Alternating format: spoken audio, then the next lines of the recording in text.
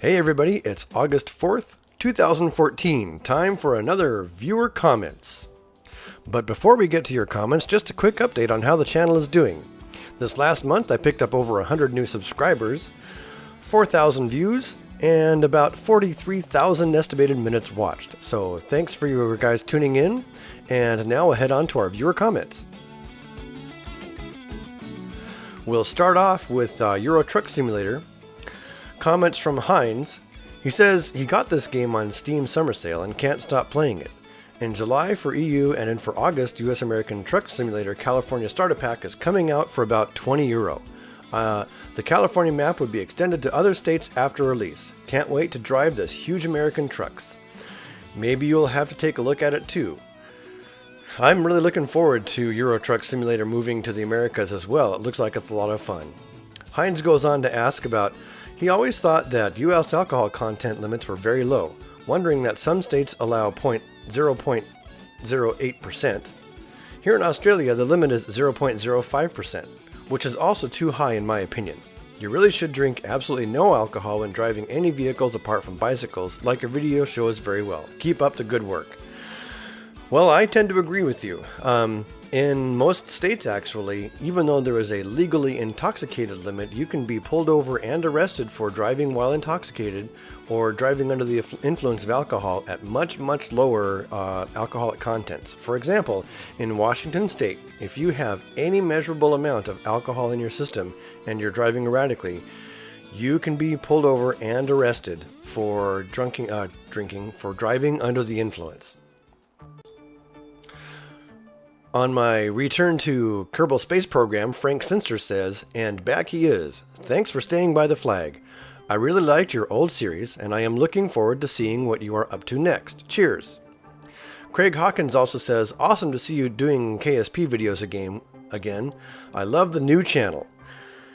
Thanks, guys. I know that the transition from my old Kerbal Space Program, Corbital Mechanics, to the new one, SimGamer TV, was a bit of a switch, and I've asked my subscribers over there to come here. Kerbal Space Program was the very first game I started doing YouTube videos for, so it's great to see everyone coming over. Vash Kolakar says, I like the video, but you should stop repeating some instructions like how to control a rocket, and also make the video 25 to 40 minutes long. He also goes on to say, if you can get mods for the game, that would be amazing, but only the mods that make it look better, unless you want a challenge, or just like it vanilla. So I have two responses for both of those. First of all, I go over the controls a lot because I try to make these sort of beginner-friendly videos so that anyone tuning in the series at any point might be able to have a sense of actually what's going on. Some videos will have more detail, some videos will have less. Generally speaking, I try to keep my videos around the 25 to 30 minute mark. Occasionally, I'll have a series premiere that goes to about 45 minutes or so, but those are the exception and not the rule. As far as mods or vanilla, I'm actually featuring the vanilla Kerbal Space Program. There are lots of other channels out there like Scott Manley and Hot Gaming and stuff like that cover some of the great mods that are available. So if you're interested in seeing what mods are out there, definitely check out those other channels. Hopefully, maybe I'll remember to put some links in the description. But that's it for Kerbal Space Program. Now on to Elite Dangerous. Let's start off by thanking Ian Moore, Syndicate Tethilsum, Alakan Nakadrov, David Bullenberg, Talmart Greybeard, George Borville, Paulo H., and R.M. Hempton for your great compliments. I really appreciate you guys making comments, and you can expect to see more great content on this channel.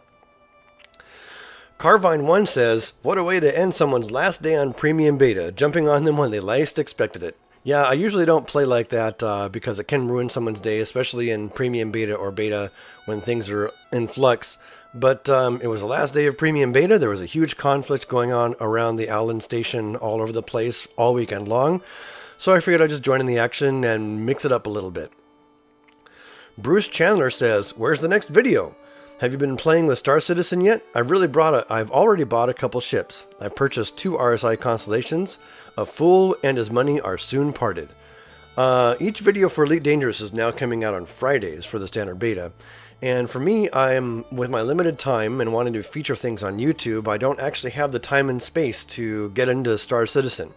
I am really pleased to see the founder of Wing Commander making such a great success video, and I know that Elite Dangerous and Star Citizen are both really going to bring back the space combat and space trading sims sort of forefront and into a larger audience, which is really, really great. SuperZoom90 says, have you heard of the software called Voice Attack?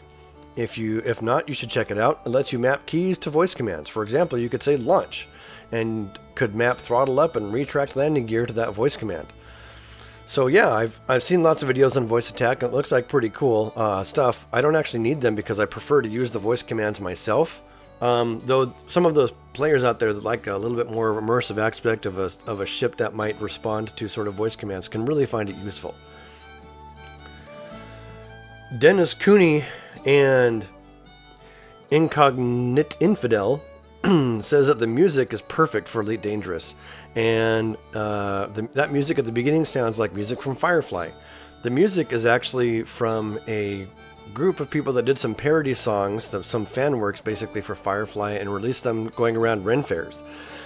So yeah, this music is actually inspired by Firefly, so that's why you'll hear the tagline at the end of each Elite Dangerous episode, keep flying and stay shiny, as I'm a huge fan of Firefly as well.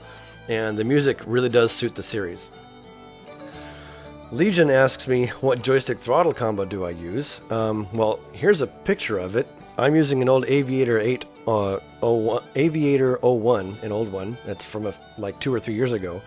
Now they have new versions for the PlayStation and the Xbox, which are both fully PC compatible. So you might want to check them out. They're a pretty reasonable price, and I have good luck with them. Justin Wren says, nice vid. 2 things I've noticed while playing. The station entrance has red and green nav lights that indicate which side to be on. Also, when approaching the station, you can go FA off, fire boost, and drift in at 320 rather than 220 in a Sidewinder. For fun, I power down my engines and a few other systems to enjoy the ice show. So the first thing about those red and green lights sticking out from what I call the toaster rack in the entrance, yes, they can be used to sort of help you indicate which side of the thing to fly in on, but consider that NPC ships, any player ships that are in autopilot, and any player ships that are large are going to be flying right down the middle, so adhering to those lights isn't particularly useful unless you're in a crowded station with a lot of players who also happen to know sort of this unofficial trick that's been discussed about in the forums. The best course of action is just to use your scanner and pay attention to who's coming and going and find the best window to get in there. And there are some UI implements that I want to send to Frontier Developments to make that a little bit easier. And that's it for viewer comments. Once again, thanks for another great month of your support and your great comments. Keep them up. Until next time, keep flying, or as the case may be, keep driving and stay shiny.